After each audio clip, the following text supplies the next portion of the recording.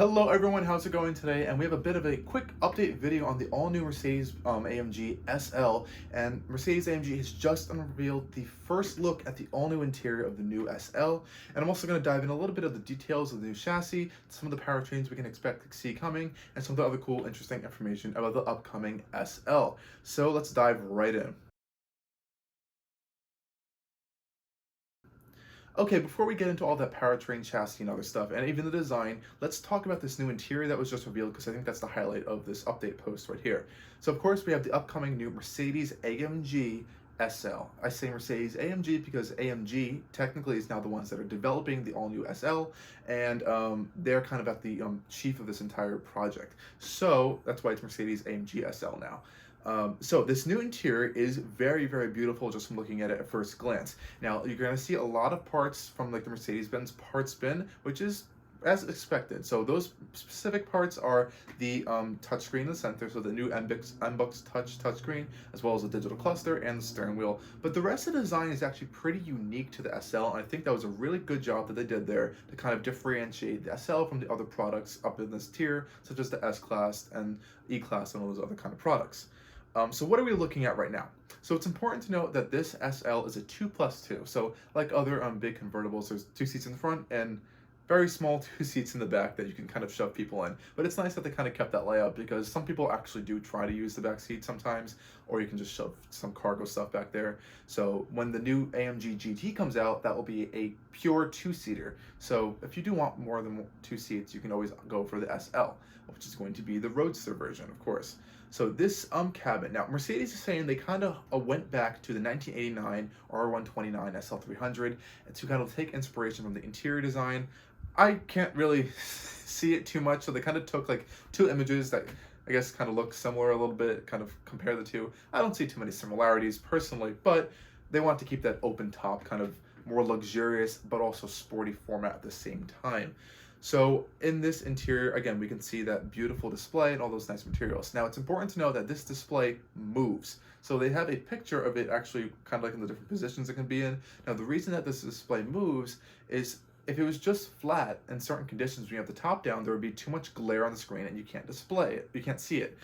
So you're able to adjust the different heights or kind of different positions of that display. It looks like 3 set positions, but it could be like an infinite kind of motorized function. To kind of get a different viewing angle of it.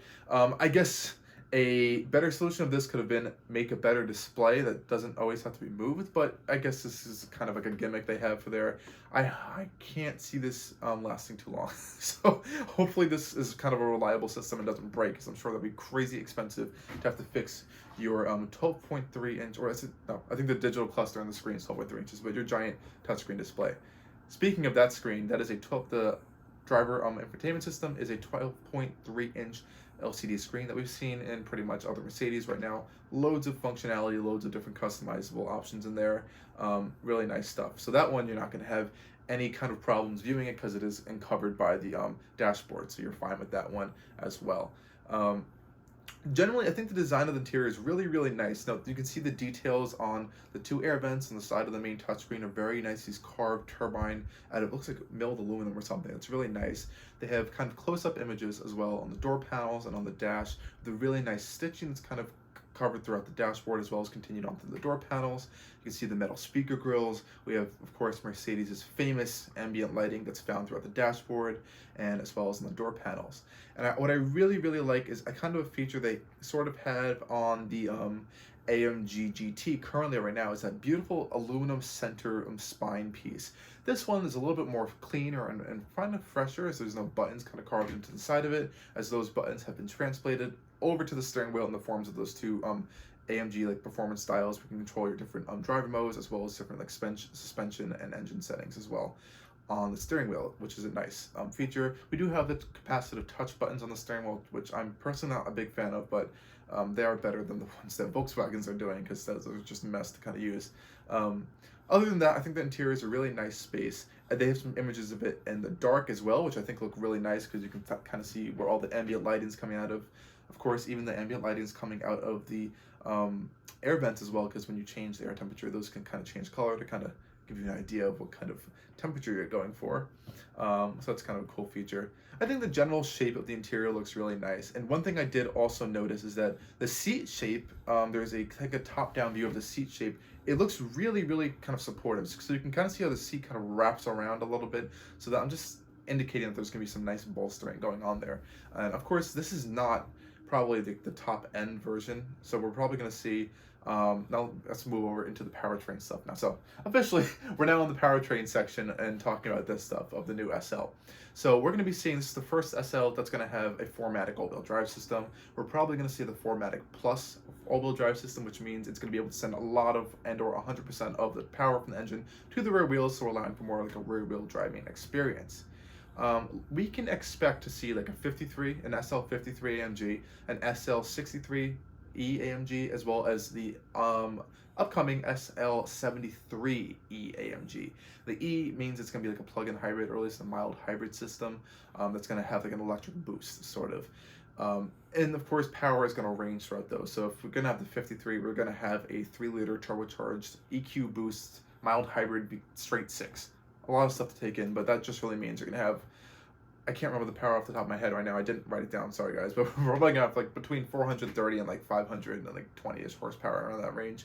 Then we'll bump up, of course, to the 63 and the 73, and both of those are gonna have twin turbocharged V8s, probably with a revised design a little bit, which we're gonna see in the upcoming S-Class as well as that either mild hybrid system or a more advanced, more powerful electric system that we're gonna see in the 73 variants, which I mean, they're saying like 700 plus horsepower or something.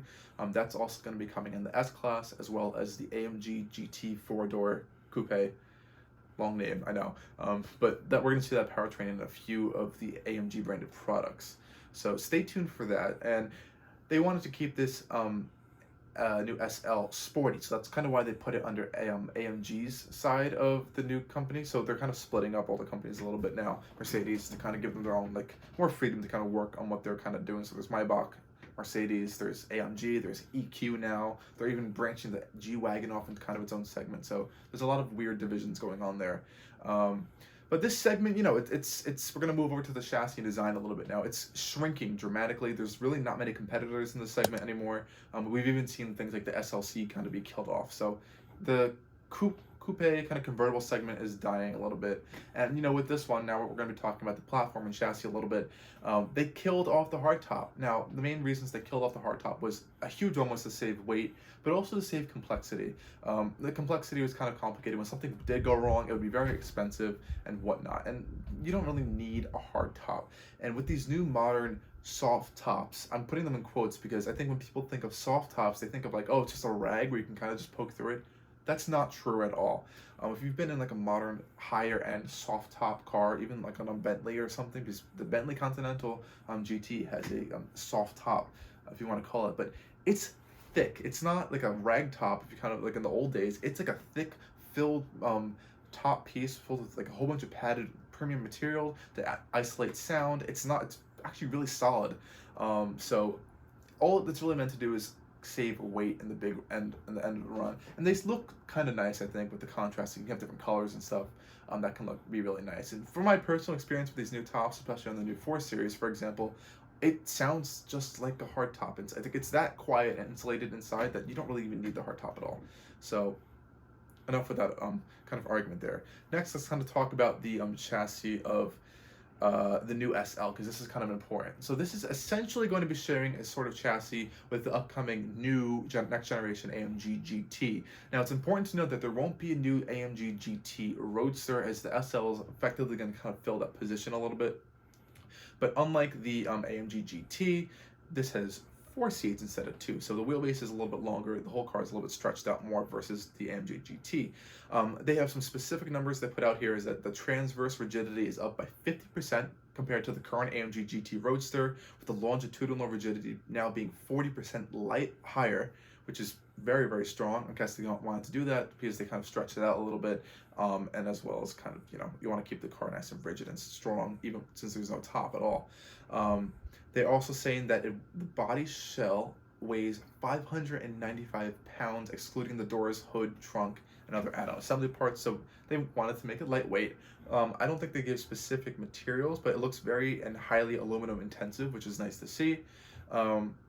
So yeah, so expect a nice sporty chassis as well. They're saying they also want to aim to keep the center of gravity really low, and of course everything has to be kind of tuned together to meet modern safety and crash requirements. So there might be a little bit more weight than is expected, but it's going to be lower than as low as they kind of want it to be, which is nice.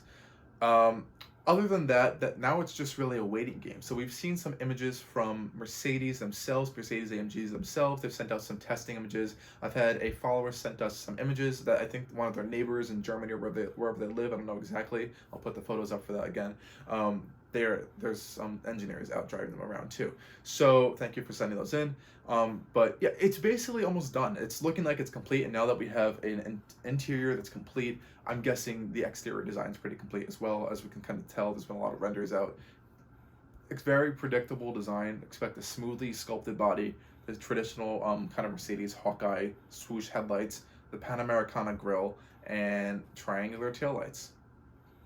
Very predictable design. We're probably going to see similar-ish wheels to current AMG products as well, so you know, get used to that. But yeah, this is going to be the new SL, and hopefully it'll do well for them, because the current SL is ancient to say the least, and it's be nice for a nice refresh. So thank you guys for joining us for this quick update video. I'm going to cut it off here, and stay tuned for a lot more stuff coming soon.